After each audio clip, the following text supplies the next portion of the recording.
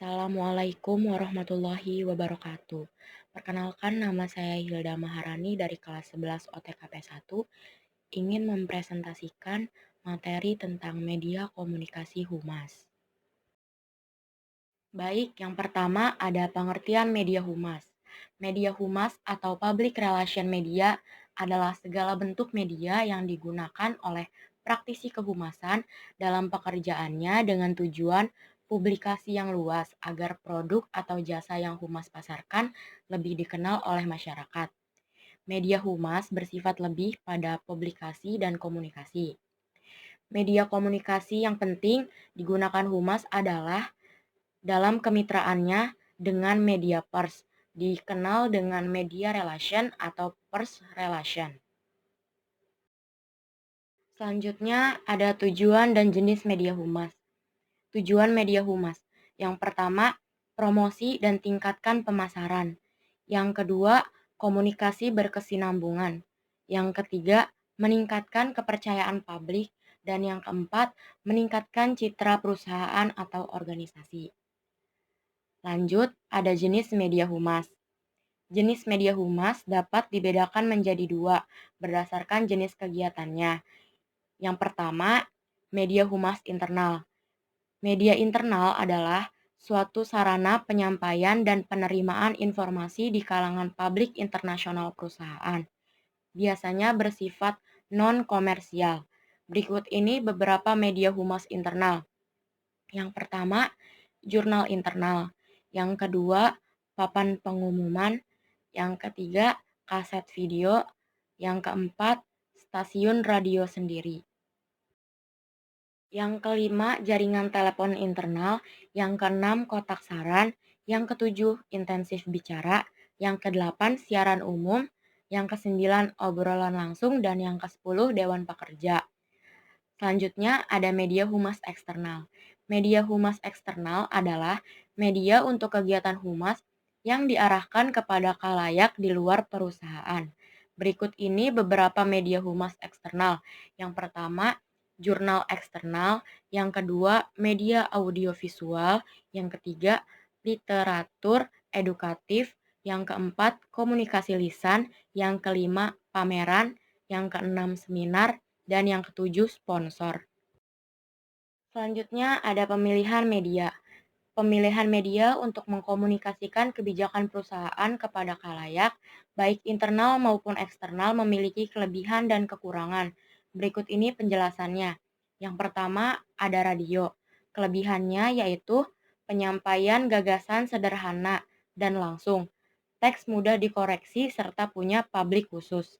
Kekurangannya yaitu dialog dan materi kurang variatif, fakta tidak dapat dijelaskan dengan lengkap, suara dan waktu terbatas, serta hanya bisa didengarkan sekali. Yang kedua, ada siaran televisi. Kelebihannya yaitu menjangkau masyarakat luas dan audiovisual.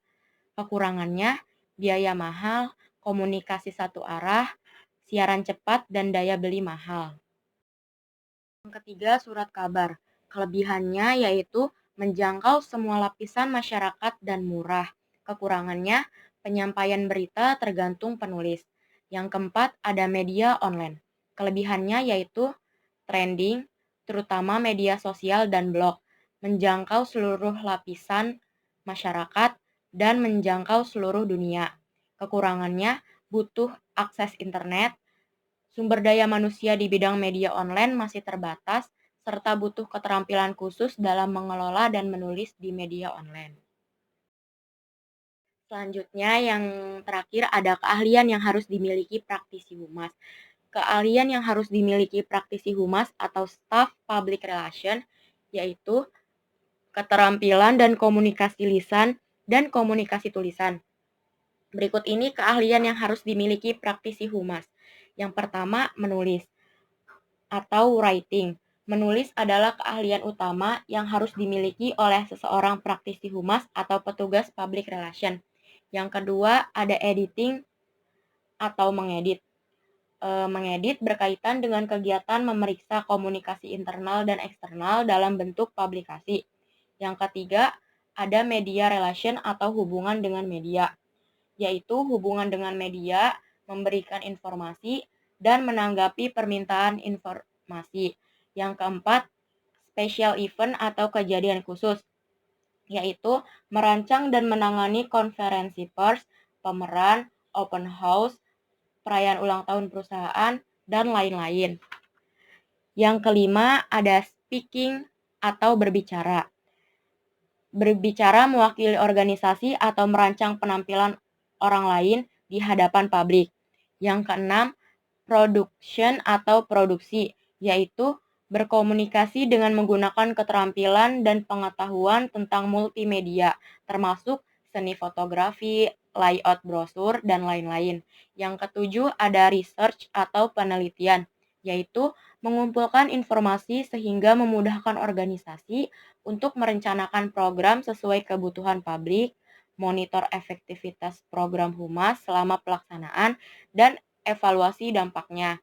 Yang kedelapan, ada programming dan counseling, yaitu program dan bimbingan yang menentukan kebutuhan, prioritas tujuan, publik, sasaran, dan strategi, serta bekerja sama dengan manajemen atau klien untuk proses pemecahan masalah. Yang kesembilan, ada training, melalui atau bekerja sama dengan wakil-wakil organisasi untuk membuat persiapan menghadapi media, presentasi, dan pemunculan publik lainnya. Yang ke-10 ada manajemen, yaitu kegiatan administrasi operasi fungsi humas, personalia, keuangan, dan program. Sekian presentasi yang dapat saya sampaikan, kurang lebihnya mohon dimaafkan. Wassalamualaikum warahmatullahi wabarakatuh.